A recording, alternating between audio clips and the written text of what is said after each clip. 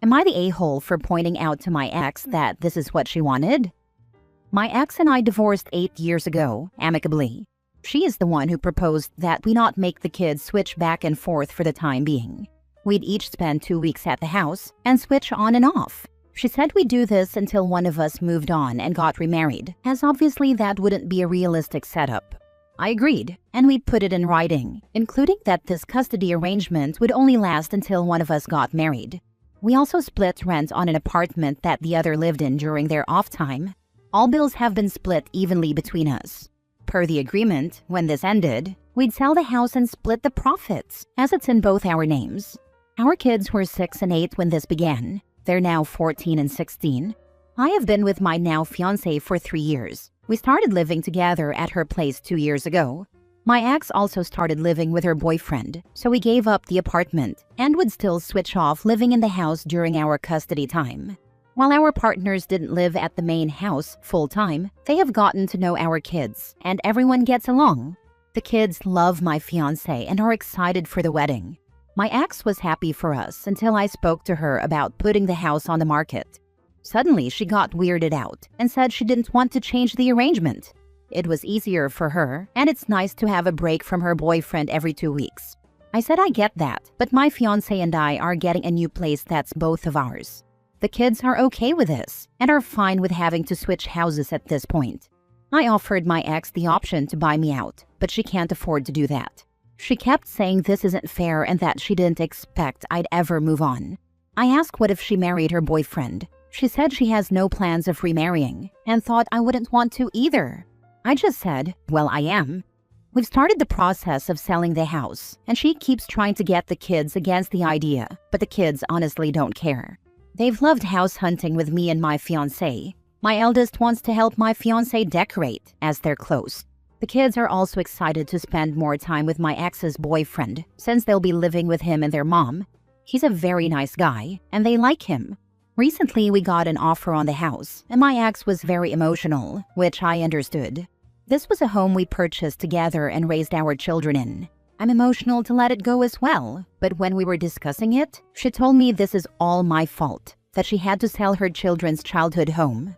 I told her that she's the one who came up with this idea 8 years ago, and she's the one who put in the clause that we'd get rid of the house when one of us remarried. It's not my fault that she had some unspoken, unrealistic expectation. This set her off even more, and she started sobbing, telling me I'm a jerk for throwing this back in her face. So, am I the a-hole for pointing this out? We've amicably co-parented for 8 years, and I'd hate to see that end over something like this.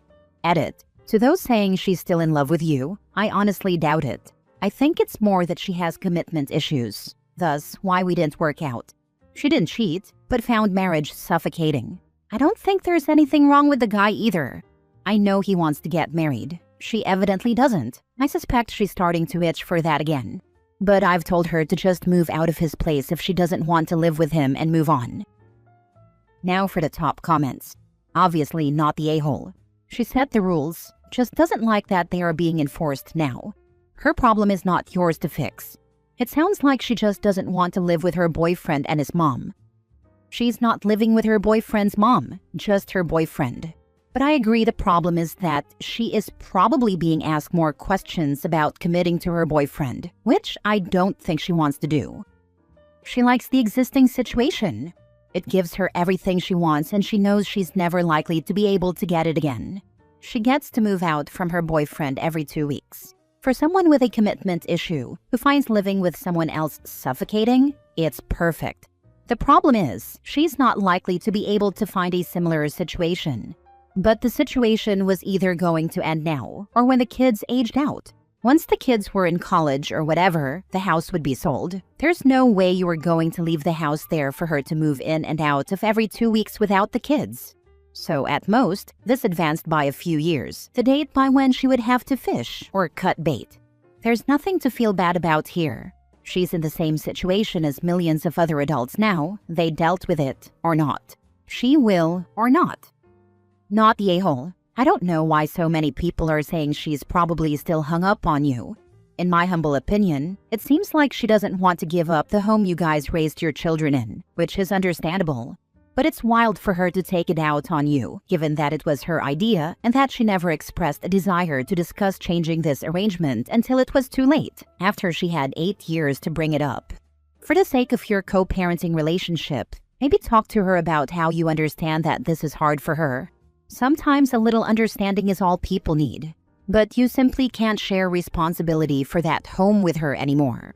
Also, maybe for Christmas you can help your kids get her a gift that memorializes the house, like a custom snow globe, a photo album, a painting, or something made out of an architectural detail from the home. I still have a decoratively carved plank of wood that was left over from remodeling on my grandparents' house. That is very sentimental to me, even though my grandma sold the house over 15 years ago.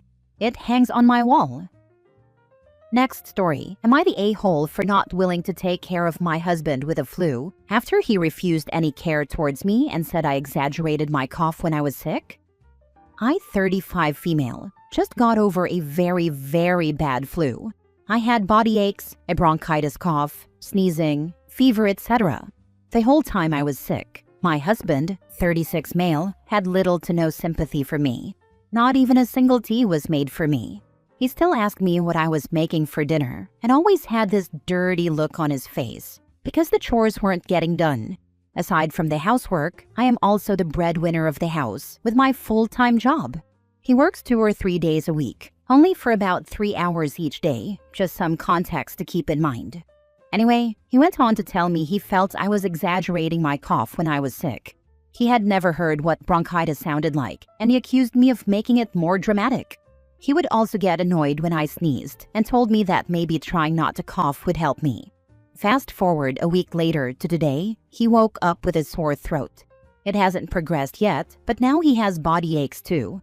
I feel really bad because this flu strain sucks, but at the same time, I don't feel as bad as I probably should. I'm more or less letting him be, instead of offering ways to keep him comfortable while he's sick. I feel extremely resentful after how he treated me when I was sick, and I feel bad about that too. But am I the a-hole? Why are you still married to this man-child? No real job, ignores you when you are ill. What does he bring to the table? Not a damn thing if chores aren't being done. The sex is never good enough to put up with someone this useless. Not the a-hole, but you're both the breadwinner and doing the chores and doing the cooking? And he's a jerk to you about all of that while you're sick? You're the a-hole to yourself for being with this man. Wake up and stop accepting this as a partnership, because it not only hurts you, but it tells society that men like this are acceptable. He clearly doesn't care about you. Lol, get on his butt for yard work and stuff that needs doing or whatever, and call him an over-exaggerating baby, and see how he likes it. If the thought of doing the above makes you feel afraid, please take some time and think about that. Not the a-hole. Even if he didn't actively take care of you, demanding you continue on as if you were fine is a whole different animal and shows laziness on his part that he couldn't even figure out meals for himself and your family. I mean, I'd actively leave personally. Next story. Am I the a-hole for wanting to divorce my husband even if he's changed? I, 26 female, and my husband, 26 male, have been married for 6 years and together for 8. We have 2 children. One is 4, and the other will be 2 in February. He is my first kiss, boyfriend, everything. In the early years of our relationship, he cheated on me multiple times. I didn't want to stay, but I felt pressured to due to the living circumstances I was in. I can elaborate in the comments if you're curious. The cheating was back in 2019. I didn't find out about the worst parts until a few months after we were already married. I know I should have left, but I was young and dumb, and at the time, I didn't trust the only other person I could go to because of the circumstances I mentioned above. As far as I know, he has not cheated on me since. I set some boundaries for him to follow, and he did. Things like no phone in the bathroom, no social media, etc., until I felt comfortable again. He respected those boundaries for years. Earlier this year, we talked, and I told him I now feel comfortable enough for him to have social media, and I don't care about the phone in the bathroom anymore. The issue is, we still fight, not physically, but we get into heated arguments over everything. He can be very controlling. He practically shames me over the clothes I wear. He says it's because mothers shouldn't dress like that. I can promise everyone reading this, that I do not dress inappropriately at all. If I could show you some of the clothes he thinks are inappropriate, it would be laughable. For me, it's just suffocating. We don't agree on a lot of big topics, and he doesn't respect my body. I don't like being over-sexualized, yet he constantly gropes me or stares at my breasts. It's not that I'm totally against it. I'd just rather have more romantic forms of intimacy, like hugging, calling me beautiful, etc. And he does that sometimes, but not as much as he sexualizes me. He makes me feel more like a blow-up doll than a person. I've gotten to the point where I can't tell if he genuinely wants me to sit with him on the couch to watch a movie, or if he's just saying that to get his way with me. I've tried and tried to get him to understand what I'm saying, but he doesn't truly listen. He says he'll do better, then goes right back to the same things. He also gets upset, pouts, or tries to guilt-trip me if I want to skip a night of sex. To be completely honest, I regret staying with him. There are tons of people getting engaged on my feed, and it's heartbreaking to me. Because back when we were engaged, he made multiple Snapchat accounts trying to contact his ex. She sent me screenshots, and when I asked him, he told me she was lying. Because of my predicament, I chose to let it go. A few months later, when we were married and I found out other things he had done, I asked him why he was so desperate to get a hold of her. His response was that he felt he had made a mistake breaking up with her and getting with me. But he swears he doesn't feel that way now. Now when I see people getting engaged, I'm envious because I want someone to want me. And I want to not question it. I want the love I've never had. But is it too late? Am I the a-hole if I were to divorce him now?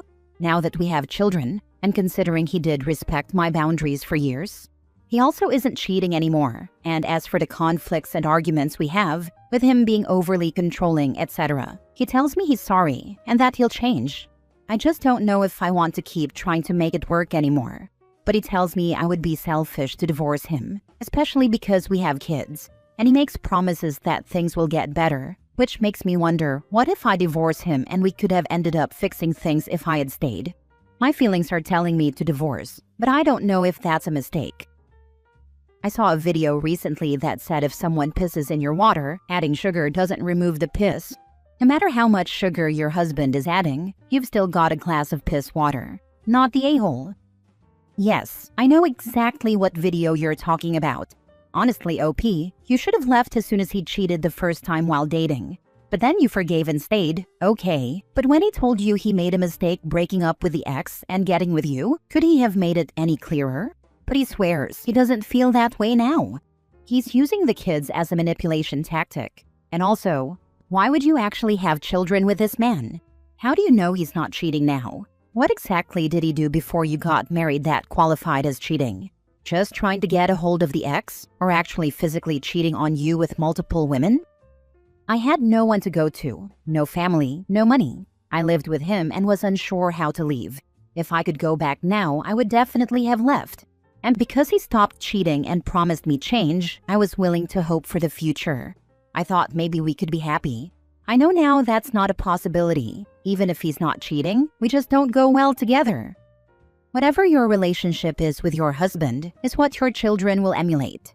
What would you tell or want your children to do if they were you? You know you need to divorce. Don't stay because of the sunk cost fallacy. When you get on the wrong train, get off and turn back as soon as you can. The longer you stay on, the more expensive the return journey. I have a goal to try to divorce by at least February. I am a stay-at-home mom, so I have to make a plan first. He is totally against me leaving him, so there's no talking to him about this. I have tried, but he makes me feel guilty about it. I start to question if I'm doing this for the right reasons. At the end of the day, I just want to be happy, and I don't want my kids to have unhappy parents. This makes sense to me, but this relationship is so hot and cold that it can distort my thoughts that I know to be true. One minute I know for a fact I want to divorce, the next he's being kind, and suddenly I'm not so sure. That's why this is all so confusing and complicated to me. I just need to hear that I'm making the right decision, as I feel so lost right now. This is a huge step I'm about to take. I'm about to flip our world upside down, and I feel guilty. Last story. Am I the a-hole for wanting to leave early to the airport for our first international flight? Me, 31 female, and my husband, 32 male, are going on our first trip to Japan for our honeymoon and first-year wedding anniversary. Our flight is in less than 2 days, and we are in disagreement about how early we should arrive at the airport. Our flight departs from LAX at 11:30 a.m., and I want to be at the airport by 7:30 a.m., 4 hours before departure. He wants to be at the airport by 9:30 a.m., 2 hours before departure. For context, he has never flown internationally and is afraid of flying, so his anxiety is very high right now. He claims he doesn't want to end up waiting at the airport extra time before the flight because the anticipation will make his anxiety worse. I, on the other hand, am anxious that if we don't allow ourselves extra time for things to go wrong and for possible traffic delays, we live 1.5 hours away from LAX. We could end up missing our flight. For further context, I have planned this entire trip myself with very little input from him, by his choice, because he has been anxious just thinking about flying for 12 hours on a plane.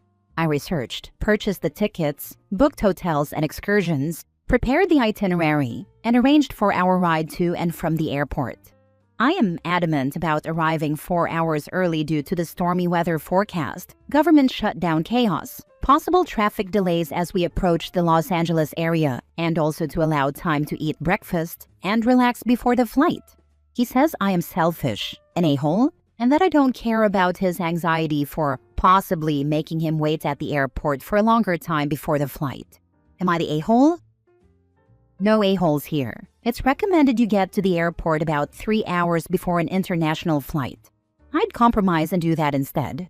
Edit. I missed that OP is flying out in the next couple of days, so the 4 hours makes more sense in context. Since TSA is still recovering from the government shutdown, my judgment is still no a-holes here, but 4 hours makes more sense.